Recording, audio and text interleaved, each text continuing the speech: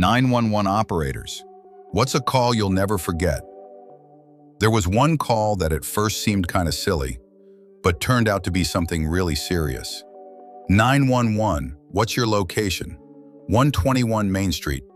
Okay, what's going on? I'd like to order a pizza. Oh great, another prank. You've reached 911. Yeah, I know. I'd like a large pizza with mushrooms and peppers. Ma'am, you know you've called 911, right? Any idea how long it'll take to get here? Wait a minute. Ma'am, are you okay right now? Is there an emergency? Yes. You can't talk about it because someone's in the room with you? Moment of realization. Yes, that's right. So, how long until the pizza gets here? We have an officer about a mile away. Is there any weapon in the house? No. Can you stay on the line with me? No. See you soon. Thanks. When the call came in, I checked the call history at that address and saw that there had been multiple reports of domestic violence there in the past. When the officer arrived, he found a couple. The woman appeared to have been beaten, and the man was clearly intoxicated. He was arrested after she explained that he'd been abusing her for some time. I honestly think she was really smart to pull off something like that. That's definitely one of the calls I'll never forget. Wow. I hope all 911 operators have critical thinking skills like you. That's incredible. Hats off. I don't think I would have caught on to what she meant. Hey guys, I'm a 911 operator too. The very first call I ever took, some naked dude sitting in a bathtub on the side of the road in the middle of nowhere.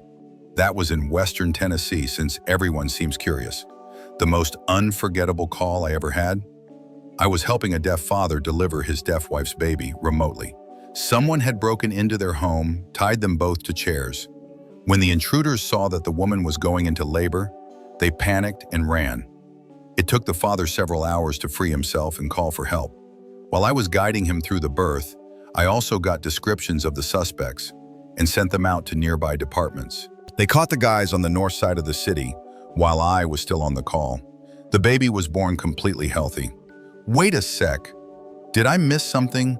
Since when do deaf people make phone calls? They use video relay. A live interpreter communicates between the caller and the dispatcher through a video call. It's incredible and heartbreaking. Incredible because everything turned out okay and they were saved. Heartbreaking because that situation ever happened in the first place. I'm just glad it had a happy ending. A few years ago, I worked in a call center, not 911, just an auto parts store. One day, this guy calls in and asks for a specific part. I look it up, give him the part number, and start placing the order, just like I normally would. Then I hear this long sigh on the other end, and he starts crying. Naturally, I asked if he was okay, and he goes, "You don't want to hear about my problems, man." But I'm a decent guy, so I said, "Of course I do. What happened?" And, man, it hit me hard. He told me his wife had ALS, amyotrophic lateral sclerosis, and she had just passed away. He was fixing up her car to sell it. Then he started telling me the whole story, how it started with little things, trouble walking, some slurred speech. Then she couldn't talk at all. Then she couldn't dress herself, couldn't bathe alone. She couldn't do anything. Eventually, she didn't even recognize him anymore. And then the disease took her. He told me he had to move because he just couldn't bear living in that house without his wife anymore. And then he said he found 80,000 pounds stashed away in a cupboard, money that didn't belong to him. He said he'd most likely donate it to charity. We ended up talking for about 50 minutes. By the end of the call, he was genuinely grateful. He even asked for the company's mailing address. I was new at the job, so I didn't realize the risk in sharing that kind of info. But on Christmas, I received a card from him. He thanked me for taking the time to listen, said it really helped him get through a tough time, just having someone to talk to. He was honestly such a kind man, and I'll remember him for the rest of my life. His story truly stuck with me. It changed something in me. You're amazing for listening to him. One time, a Harley-Davidson motorcycle flipped over, and the clutch lever went straight into a 4-year-old kid's eye. The parents were on the line with me asking what they should do. Suddenly, the mother said, "They're about to lift the bike off him." I immediately told her, "No, stop them. Do not let them move it. Just wait for emergency services." Eventually, the rescue team showed up. They had to saw the clutch lever off the bike and rush the child to the hospital. Surgeons were able to operate. This was back in 1982. Then just last year, I met the lead paramedic from that call and the woman who was that child. She had grown up and wanted to meet the 911 dispatcher who helped save her vision. If you're reading this, never remove an object from a wound unless it's blocking the airway. Leave that to medical professionals. That must have been such a moving moment. My wife still wakes up crying sometimes from calls like that. It's always either, "Mommy won't wake up," or, "I ran over my little boy." She hasn't worked in dispatch for 15 years. Some things just leave a mark. "I ran over my little boy." Some things just leave a mark. Tire marks. I couldn't last a day in a 911 call center. God, I once had a call like that. An 8-year-old boy called in saying his mom wouldn't wake up.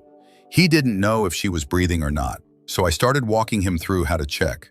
I still remember him sobbing into the phone, just repeating, "Mommy, mommy," over and over. He was in shock, and I was such an idiot.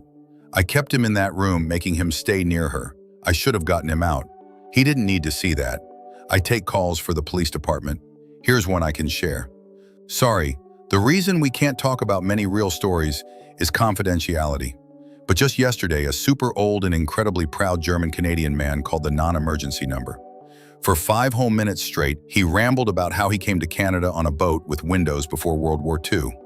He said he helped build the country, loved Stephen Harper, the former prime minister, built skyscrapers, was a plumber, and blah, blah, blah, and he absolutely hated being interrupted.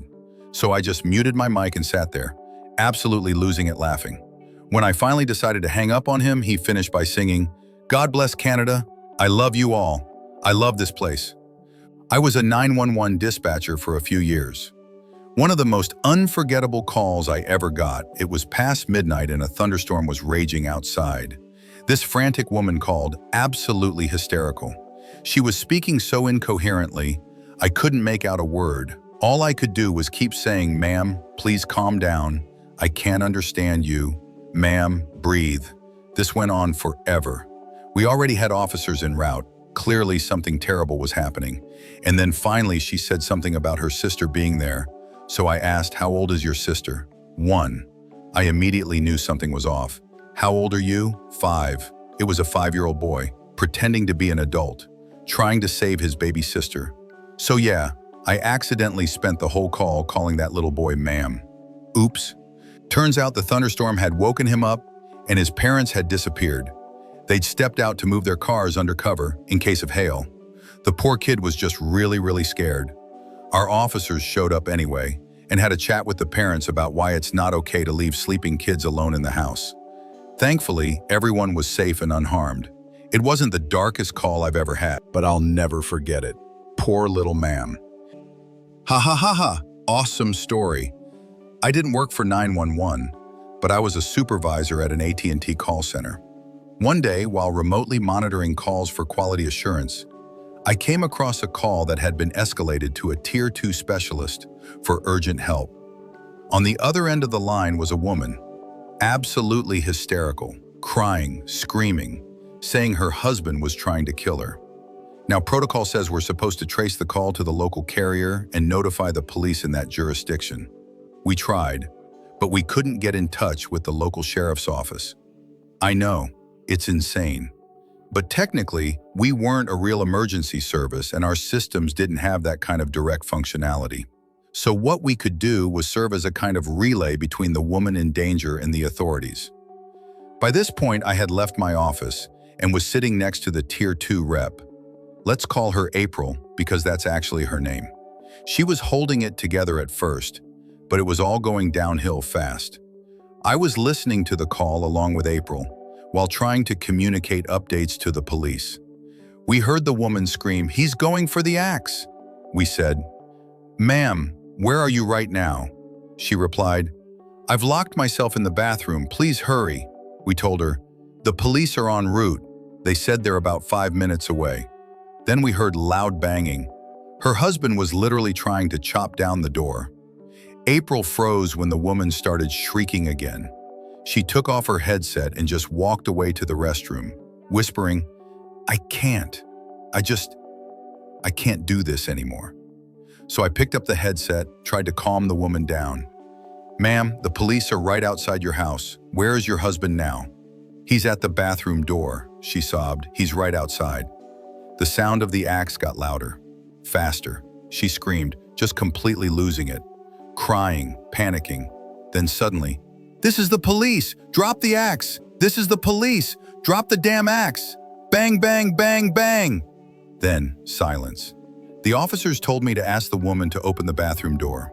She did, and the next voice I heard on the line was a deputy sheriff. All he said was, "Scene is secure. Dispatcher, disconnect." I still get chills just thinking about it. Scene is secure. Dispatcher, disconnect. RoboCop is real, sorry, but for about half of that story, I kept imagining it as a scene from The Shining. Does that make me a bad person? Before my grandmother passed away, we had to call 911 to get her to the hospital. Some elderly woman came to our house, don't know why she was there, and for some reason, an ambulance showed up too. She could barely climb the front steps, and then she just fell backwards. She thought she'd hit her head because she touched it and saw blood on her hand, but actually, she had just scratched her hands. The blood wasn't... I've got a few stories like that, but there's one that totally blows them all out of the water. Let me tell you about that one. So, some background first. I worked in a really busy city. Shootings, rapes, robberies, those weren't out of the ordinary. Sadly, they were just part of the job. We got used to it. I've heard people die on the other end of the line more than once while I was talking to them. One day, a woman calls. She says, "My husband has a gun to my head, and he won't leave me alone." She's screaming, then she drops the phone. And all I hear is her yelling at him, "But I love you, baby." Bang. "But I love you." Bang. Some mumbling, can't make it out. "But I love you."